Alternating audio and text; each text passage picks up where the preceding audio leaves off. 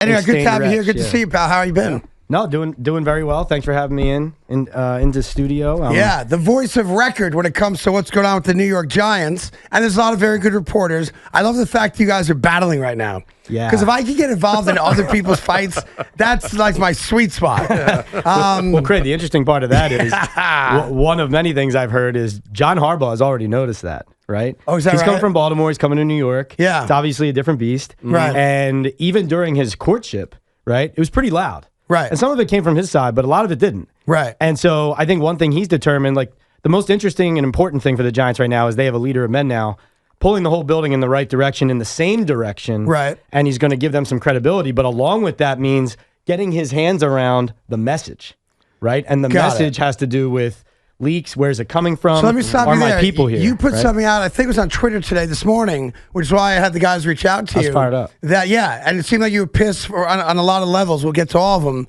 That I never recognized, I guess I should have, that the Giants notoriously were a leaky ship from a content standpoint. Right. Like the Giants, someone or some people in the organization were very quick to run to their particular favorite reporter or outlet to tell, like, state secrets. That was happening, huh? Yeah, well, and that happens everywhere. It's just there are instances where the truth, there's nothing wrong with hiding from the truth. And I think in the Giants case, credit to the ownership and the Mara family recognizing we need to do something someone else's way. We can't do it our way anymore.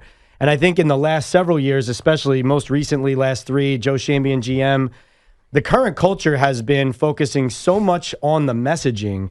It's almost like you're not focused enough on the ball. Mm-hmm. And what I liked about Harbaugh's presser and what I like about his hiring and what I like about the Giants prioritizing him is when he stood there at the podium and he said to me, my question, this building's going to be about football, football, football. And he looked down at Joe Schoen and said, if there's guys in here who don't like football, Joe, we might as well tell them they should go play somewhere else.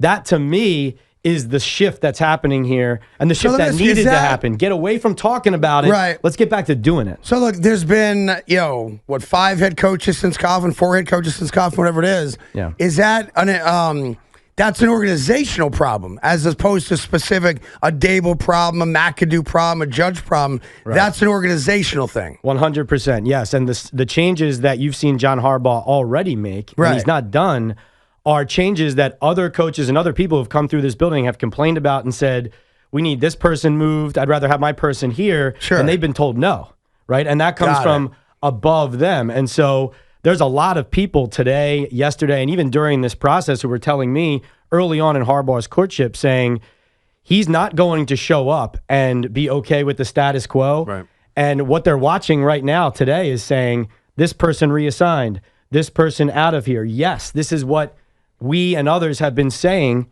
is in the way organizationally of the Giants taking the next step forward. There's two ways to look at it. The Giants have been very loyal to a lot of people who predate John Mara as the Mara that's running the franchise, predate people that go all the way back to Ernie Accorsi or George Young, whoever it might be. So you want to give them credit for loyalty and that people can go work for the Giants and consider a 25-year career and retirement, but that also can get stale. And when you go 12 years and play the type of football that you play, while it's not the secretary's fault, it's certainly not Ronnie Barnes' fault, who's been the head trainer since 1970-something. Right. The reality is that they represent an old guard way of doing it, which just isn't working right now. Now, Ronnie's going to still be the head trainer. They're going to bring a new trainer in under him. He's going to So I think oversee they medical backtracked on that a little bit because it looks like they took some heat for that. So the reality is, he's, as you said, he's very revered, very important to the Mara family. He will technically still oversee medical services, I'm told,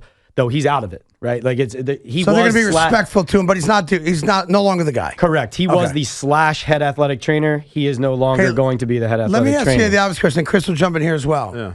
Give us, based on, you're talking with John and obviously the people that you're tight within the organization, walk us through, I guess, what was the more important sale part for John to want the job? The history of the Giants organization, the Maras, Wellington Mara, all that? Or did it just come down to his feeling that they've got a real quarterback?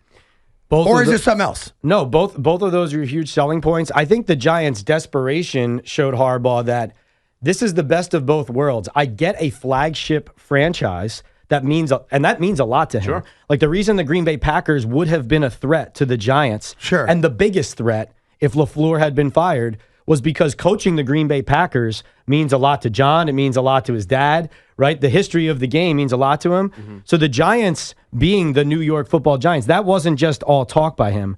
But certainly, and I'm glad you mentioned Jaxson Dart, without the quarterback, and not just his physical ability, but as I started out by saying, this is a leader of men who, if nothing else, what he is known for doing best is pulling everybody in the same direction. Right. If you're not a part of the team, you're not on the team. And that's in the building, and that's on the roster.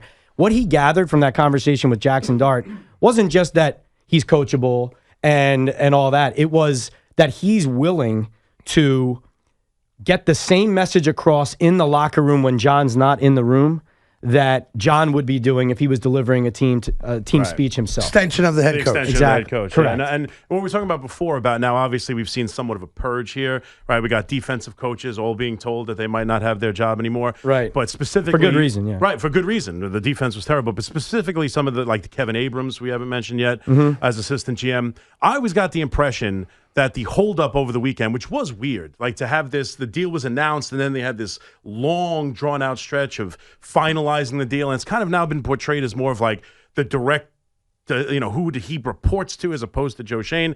Do you think this was a lot of the holdup? That his ability to take control and have tentacles in almost every aspect of the organization and be able to make decisions like this on guys who've been connected to the organization for 30 years, 25 years. Was that as important as whether or not he directly reports to the owner, which I always thought was kind of like going to happen? Yeah, it got spun to the direct report thing. It was more about, so twofold. One, when they're in the draft room, John Harbaugh is going to want to have some tough conversations, and if he wants a player, he wanted to get his guy. That's one. The other final say part of it is this. Right. It was John Harbaugh, just like any good coach, and he wasn't the only candidate doing this when he was interviewing with the Giants.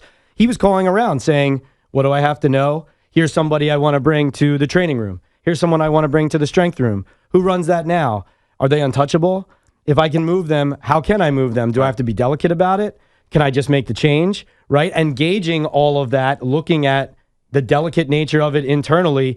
But for the Giants, for signing the contract, for committing to being their head coach, it couldn't be we'll figure this out later when you get here. We love you, John. You're a great coach. It had to be, no. Those deals don't get done that way. Right. And when Joe Schoen said it's just on a piece of paper, right, that was important. The confirmation there is that it's in the contract. And I didn't need that confirmation, but some other people did. And where we stand now is that what you're seeing is, and this is what I wrote in the Daily News yesterday was, John Harbaugh talked to people about making big changes. He's promised to turn the Giants around. If he waited on some of the big news and headlines coming out now, it'd be too late, right? So he fought for those things and for that power, right? Or otherwise he wouldn't have been standing there in front of us on Tuesday. And once he got it, he had to wield that power immediately now. And again, you don't want people to lose their jobs. You don't want people to lose their livelihoods. But the franchise was broken, too. Like we're talking about and the flip side, like I was saying to Big Mac before the show today, people get this strange idea. Like, we feel bad when people get fired. We do. We have empathy for people that have to go find a new job. Whether they're 30, 40, 50. Obviously, the older you get, the more you feel for them, because what are they going to do if you're a 55-year-old guy? That's the only thing you've ever done. Right. So it's not that we don't have empathy. It's not that John Harbaugh, I'm sure, doesn't have empathy for making tough decisions. But, there's a flip side to that also. You're not a part of a winning franchise. You have to win. It's sports. Yes. It's cutthroat. And the reality is that none of us and none of them were ever guaranteed your job for life. Exactly. It doesn't come with that contract. It's not like Omert and you take a blood oath and it's like, now you're one of us. Right. That's not what it is. Right. So yes, it sucks. People lose their jobs. No one likes that. But at some point you have to make tough decisions if the goal is to recognize that the last dozen years have been an embarrassment. 100%. Like the New York Giants have been poorly run. We all have great respect for John Mara and the Mara family. An argument could be made that John Mara in the last decade has been no better than Woody Johnson. You can make that argument and not be laughed out of the room. Mm-hmm. And that's why when you're going to bring in a guy that's got at least 18 years of success, albeit not Super Bowl success, but 18 years of competent football, a lot more winning than losing, right? 2 different types of quarterbacks, 2 different styles of football. He adapted his coaching to a new talent. He went from a pure pocket passer in Joe Flacco, who's not going to the Hall of Fame, to a 2-time MVP who does not play like Joe Flacco and figured it out. Right. When you do that, you have to take ownership of the fact that he might know better than we do. Yes, and the one character that doesn't belong and doesn't fit in the way this puzzle's evolving is Shane. Right. Him not being here would complete the turnover, the changeover. The fact that, like, someone was just texting me on the way in saying they're not firing him, at least not right now. He's going to stick around. I don't know how long. Everyone told me throughout this process, they said, listen, the way that it works in Baltimore, it's hard conversations. John Harbaugh is the kind of person who believes, as I do, that conflict can be a good thing. Sure. When he gets into knockdown, drag-out football debates with Joe Schoen, he will realize he is not speaking to his equal. And that is not just me talking. That is people who know more football than I do telling me that.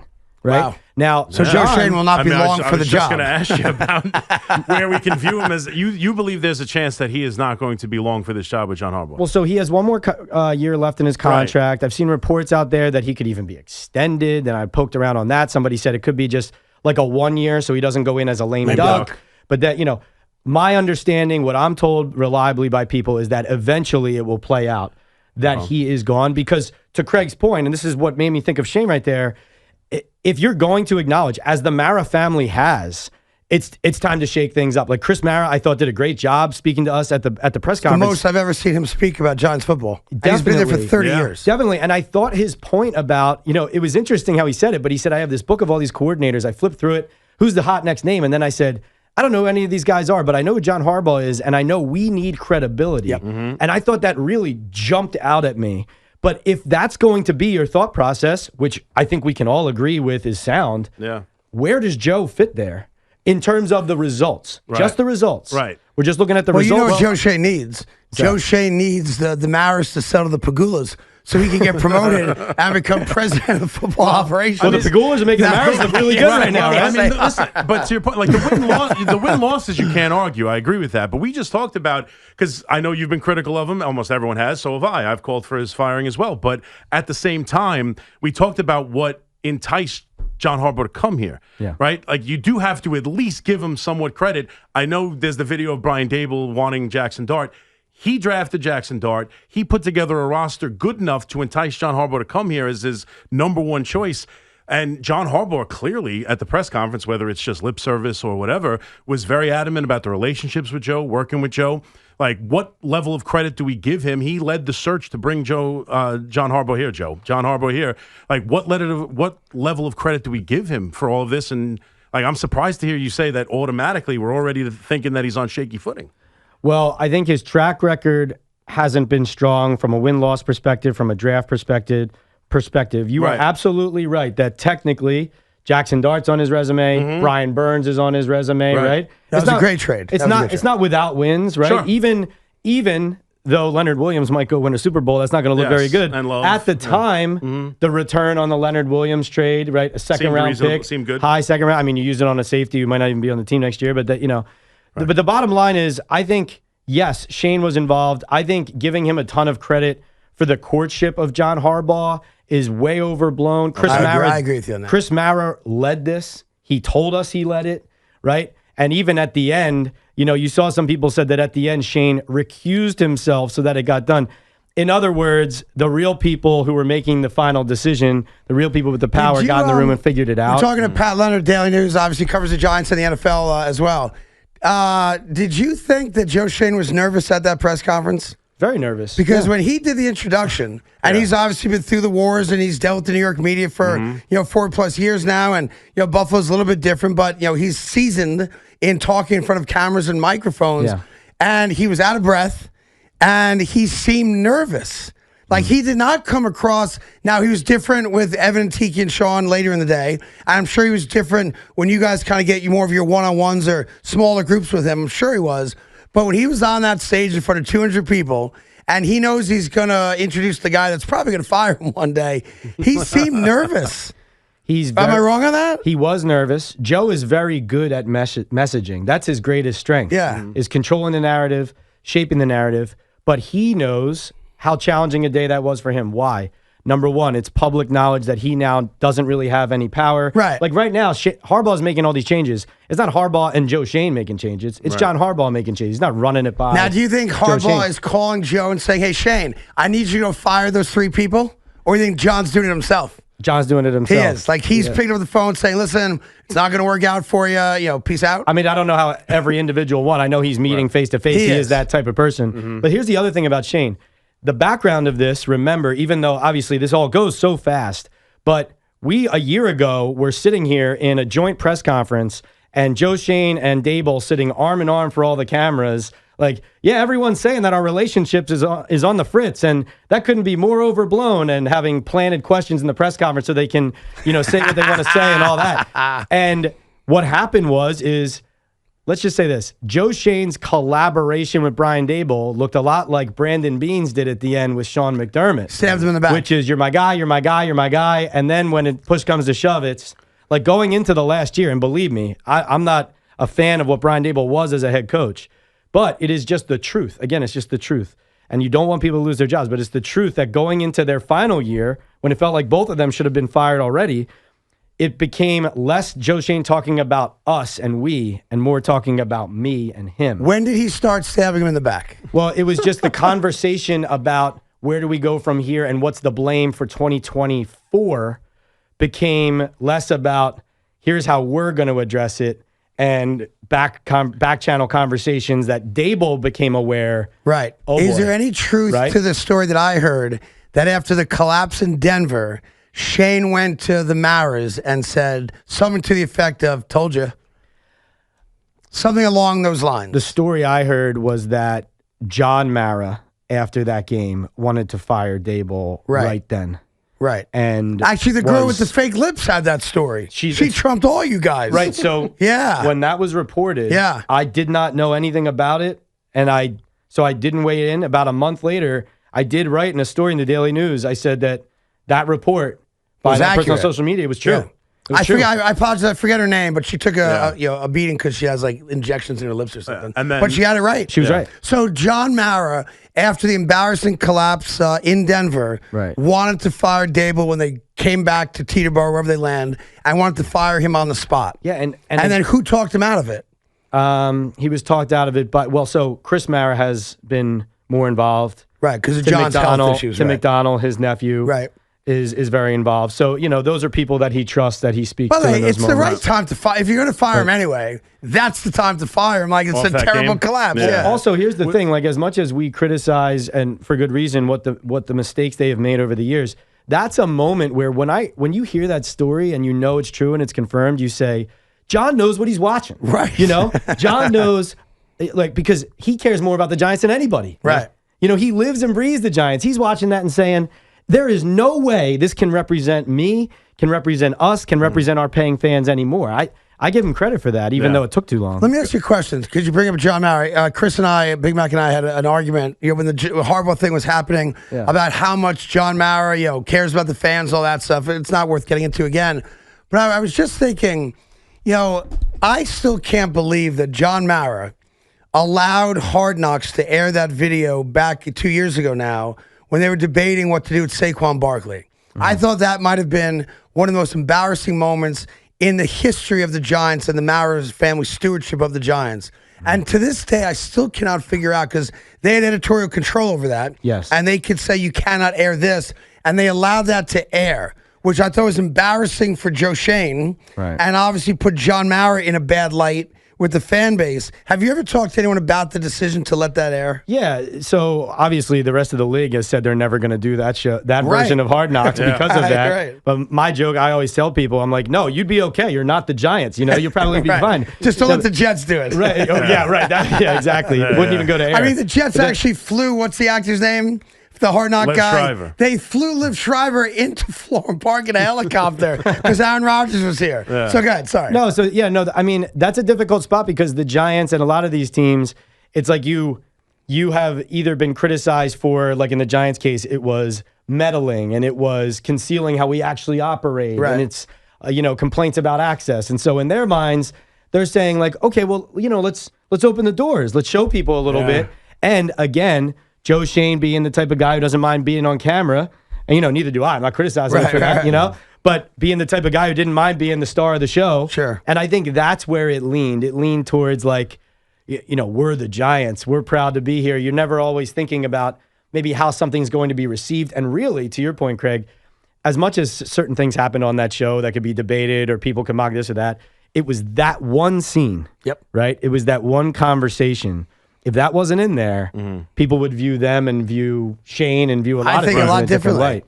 And was Dable, it felt like even the year before when Mara made the comment about I better be happier this time next year, even then, listening to him, it sounded like he was much more in line with Shane than he was Dable. Was that like an early on, before this season, before the losing, before everything else, even before drafting Jaxson Dart, it felt like he was much more in line with the vision Joe Schoen had and had an issue more with the coach. Yes. Is that fair heading into the season as well? Yes. John said to us at one of the owners' meetings that he did not necessarily view them as a package deal. Really? And that was the first indication that it could head that way. Now, the one very extremely valid part about maybe being a little bit sicker of the coach than the GM was in that second season, Dable was completely off the rails. There was the Martindale dynamic, but there was the Kafka dynamic and how he treated Mike, which was absolutely ridiculous and unacceptable.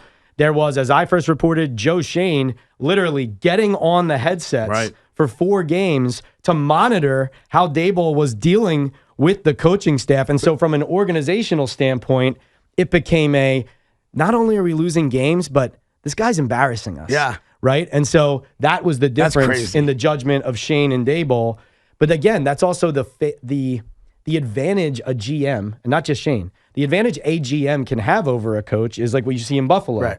You could be sitting next to the owner, giving him rationale on this and that and why that didn't work and why did Shane rush 3 there? I have no idea. Right. I'm going to go find this out. You know what I mean? Yeah. When meanwhile, like 8 of the 11 guys on the field wouldn't start on any other team in the league, and that's you. Right. But no one's telling the owner that because the coach is down there trying to win the game and he's losing it, right? So that's kind of the weird dynamic of the league. Talking to Pat Leonard, before we let you go, one of the arguments we have, and there's no right answer to it, so I'm not going to hold you accountable if it doesn't pan out, is how good the current roster is. Ooh, all right, question, yeah. And there's a lot of Giant fans that think because of so many close games and fourth quarter collapses that just getting John Harbaugh here, the New York Giants are a 9-win team, 10-win team. Like I've heard, and you get things crazier than that. Yeah. And I'm trying to be, for the first time in my life, the voice of reason. Today, as we sit here, the New York Giants still have the 4th best quarterback in that division, and they're the 4th best team in that division, understanding that Washington is going to overhaul their entire roster because they're very old and they're all expiring contracts, but they have the quarterback, right? Right. So give Giant fans, again, I don't know who they're going to sign in free agency. Obviously, the draft has to happen. Can Giant fans legitimately look at this team with Harbaugh here if the draft goes well and free agency goes well? Doesn't have to be home runs, but well. Mm-hmm. Is there enough talent for them to win 10 games next year? I would say more like 2027 than 2026 for that. Got it. Especially because Malik is the guy. And his injury is worse than originally reported, right? Yeah, and then Shane the other day came out and said he's going to be ready for the start of training camp. Malik told us he doesn't even think he's going to be ready for week 1. I tend to believe the very honest so far, Malik. And by the way, Malik, it was an October injury. Yeah. And if the injury was a garden variety ACL, it's a year. Yeah, right? Some guys come back a little bit better than that, but it's a year. It's a year injury. But Malik was saying, maybe he should have said it, or someone said that when they went in to fix the ACL, it was worse than what they thought. Yeah, it was more complicated. Right. And just based on the timeline when he had the surgery, the fact it was more complicated, even if he's back on the field, typically takes a guy, like he could play a fair amount of football in 26, but not be the same type of player. Right. And so they might not be able to surround Jaxson Dart with enough extra now to just take that leap this year. I will say this, though, on the personnel front, I think that is one of the most important underrated talking points here as we talk about who has final say, Shane or Harbaugh. Why that's important, in addition to the changes in these departments, is he's going to pick their players. Shane even said himself, John has already told me he wants size. He comes from the AFC North. He wants big players, tight ends, offensive linemen, D linemen, running backs, fullbacks. This is what they're going to hit. Like the Giants have drafted 5 offensive linemen since the start of the 2022 draft. Wow. The Ravens have drafted 9.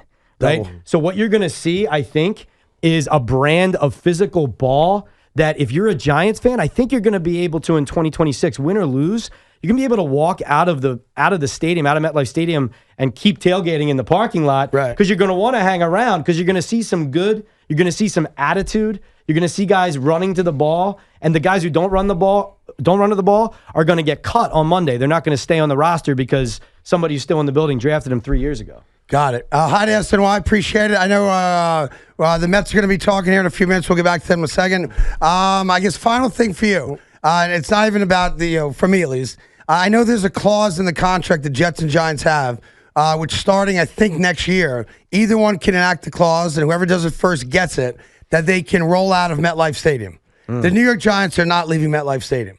Do you think there's a chance that we will have a one-team building in the next 5 years or no? I don't know the answer to that, Craig. I wish I did, but I'm not going to pretend like I do. I don't know the answer to that. I know the Giants are leaving. I know that. Good, Chris. I just wanted to ask if we had any, besides some of the obvious names, any early indications on coordinators, like where Harbaugh might be going with some of his staff. I know they're going through extensive searches through the coaching staff now, defensively especially. I did want to just say any news on my guy Carmen Brisello, who I don't know if you noticed, but I met him. They shopped together. We shopped together at Casual Mail XL. Oh yeah, I ran into him at Casual Mail XL. Yeah. As we're both shot. He was going on vacation, and I was doing picture day here at the fence. So we were both getting something new. But wearing the same shirt. When we were looking, we were both shopping in the same area. I was like, I know you. You're wearing He's got to be the first guy to ever recognize the offensive line coach in a department Well, he's done store. an incredible job. And there's some thoughts that he might come back. But besides him, I'm having some fun with that. But I do think he should be back. But outside of that, any early names besides Munkin and some of the obvious names for coordinators? Or is that too early to get a good read on? Brasillo's the coach on the current staff that I heard had the best chance to stay. Good. Charlie Bullen, who's a Joe Schoen guy. Have heard that he could stick around. In what role we will see.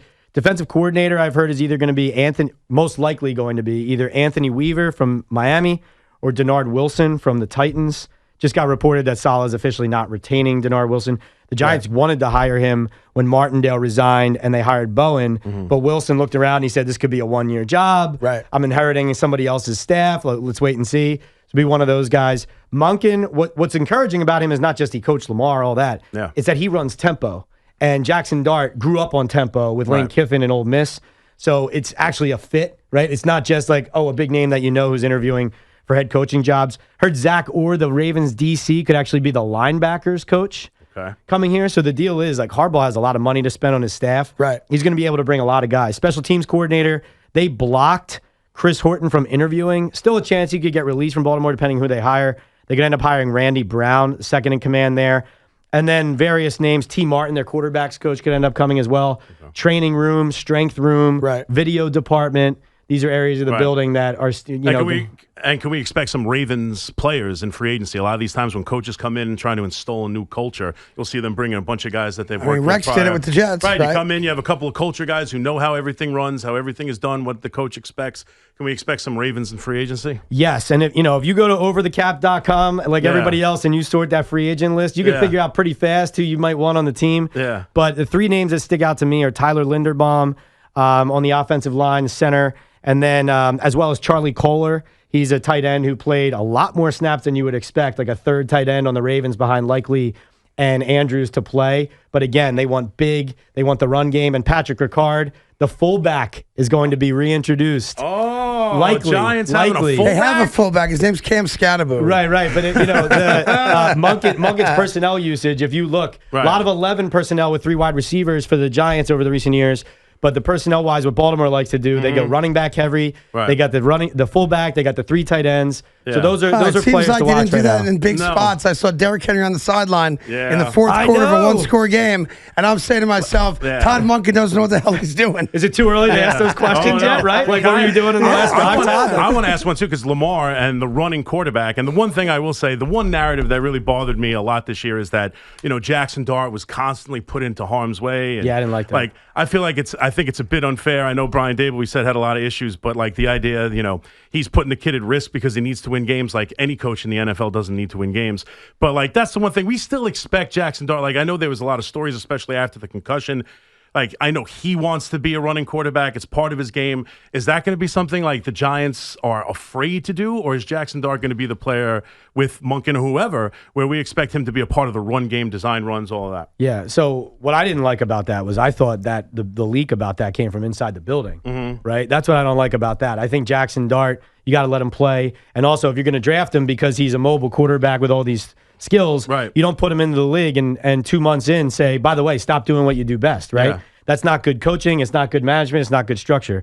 John Harbaugh is smart enough to understand he can't try to turn Jaxson Dart into something he's not. Todd Monken will be smart enough to understand that as well. I think that's additional reason to lean into the running game. The Giants did run the ball better this year. Yeah. Especially, like, that was the offensive line's biggest improvement, right? Moving the line of scrimmage in the running game. And then Scatterboot Tracy, I would expect him to add another running back on top of that. That's not good enough. But yes, certainly they are going to. He didn't sit down with Jaxson Dart and say, I like the guy, but not the player. He didn't say, I like the player, but not the guy. He liked both. They're going to work with what he is and not try to turn him into something he isn't. In fact, I thought they almost ruined Dart to an extent in those couple games. Kafka took over. I like Kafka kind of as an offensive play caller, but they tried to turn him in those couple games, like the New England game. Yeah. They tried to make him a passer who runs instead of a runner who throws. The reality is he's both, right? Stop putting him in a box. Yeah. Let him play. Yeah. Absolutely. He's also got a hot girlfriend. Pat, good seeing you. That's Pat Leonard, covers the Giants and the NFL for the Daily News. He also has a podcast. What's the name of the podcast? Talking Ball with Pat Leonard. Had Devin Hester on today. Yeah, Devin Hester, Hall of Famer. Devin Hester. Did you know that? You probably didn't know that. Played a year for John Harbaugh. That's why I'm here. As well. I'm here for the sports. Pat's also hot with his picks. He's doing quite well. Oh, is that right? I appreciate that. You're jinxing my NFC championship. Don't follow Pat's picks. Save your money. Good seeing you, Pat. Thanks for coming in. Thank you, guys. Pat, we'll take a quick break.